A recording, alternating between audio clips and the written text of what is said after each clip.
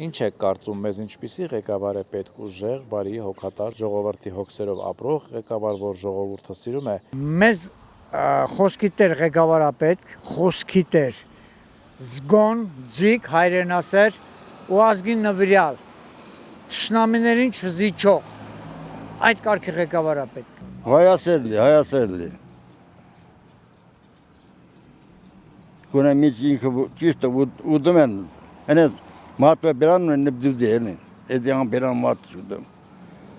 Մեջը ժողովրդին է կերտին էլին։ Ղեկավարը ինչպիսին պետք է լինի ձեզ։ Միշտ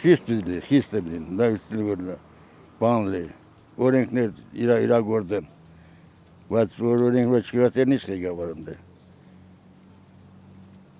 Մի մատ իր տանվրա որ չկացա ղեկավարի կարա երկեր ղեկավարի, չի կարա էդի։ Այդ են ուժեղ ղեկավար է պետք։ Այդ ուժեղ ղեկավարը Սամվել Կարապետյան։